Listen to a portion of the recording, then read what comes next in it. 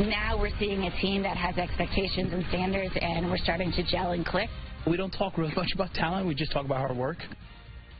The UConn men's and women's soccer teams have a history of success, and both squads are off to great starts this season. Your sports reporter Dan Booth joins us now to highlight a couple of players making a big difference on the pitch. Aaron and Joe, both the Huskies men's and women's soccer teams are turning heads with their play so far this season, so I stopped by practice to see what the hype's all about. Here's a feed, Brummett behind the defense, a diving header! The UConn men's soccer team has been attacking every team they play with a level of intensity that's leading to wins. Their defense has been spectacular so far, but it's their offense and the addition of their new leading scorer, Austin Brummett, that's catching people's attention. I transferred here in the spring semester, so I had a 3-4 month period to adjust and get used to the boys. And then, this preseason, it's continued right where we got off in the spring. And obviously, it's nice to get on the score sheet and help the guys win. Anytime you have a striker work as hard as he does, then everybody around him wants to reward him. And I think he's doing that. And his teammates are certainly rewarding him with some great balls. And then he's doing his thing and putting it in the back of the net. If they keep putting pressure on other teams the way they have so far this year, they'll have a shot to do something special. We're staying very locked in on the season because we know what we can achieve and the talent that we have in this group. And I think no one wants to let it go to waste. And so, we've got all 28 guys pushing towards the same thing in the same direction. And, that's the most powerful thing that you can have. Here's Okafor inside the 18. A shot and a score. The Huskies women's soccer team is heading into Big East play with some momentum as well. And they're being led by two-time All-American Chioma Okafor, whose stellar play and leadership has reached new heights this season. She's being a veteran for us, coming back as a two-time All-American. She's getting the confidence to talk and demand from others, and she has the respect. There's no denying it. There are some certain games where I would be man-marked, so I would have to be like a dummy for my teammates. But then when I open up that space for my teammates, then I can use my speed to my advantage and then come in there when they're not, paying attention. Last year, the women's team won the Big East Championship for the first time since 2004 and made it to the second round of the NCAA tournament. Even though this year's team looks a little different, the goal is still the same. Last year we had the experience, we had older girls, we had a team that had so much, play behind their belts, but then now we have younger girls, but those younger girls are stepping up to the plate. The team knows it's tangible. You just keep the momentum going.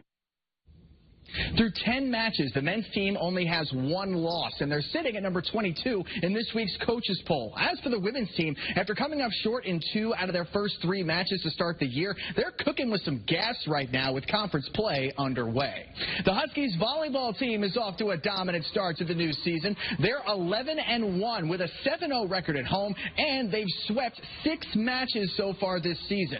Now, while the team is happy about how they're playing right now, with conference play starting tonight, they know there's still a long way to go and a lot of work that needs to be done if they want to have a shot to compete for the Big East title in November.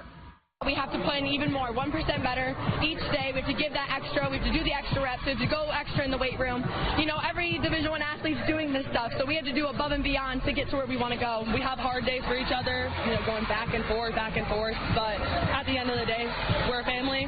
We know what we need to do, and we know how to pick each other up. I'm really pleased with how they've been responding. We've had to win in different ways so far this season. The Huskies begin Big East play tonight in Chicago when they take on DePaul. Aaron and Joe, back to you. Well, the UConn field hockey team is coming off an exciting season. Yeah, Joe, the Huskies finished last year with 17 wins and a trip to the NCAA tournament. This year, they are off to a 3-4 start. That record is due in part to a tough non-conference schedule. 3 out of the first 7 games have been against teams in the top 20. The team plays its first Big East game tonight. And still ahead tonight, we are hitting the ice for hockey season. It just matters whether that team in there is going to gel as a team and play connected and play for each other and rise to the occasion. This year, the expectations are higher than ever. We're talking with the coach and players about what it'll take to win a national championship.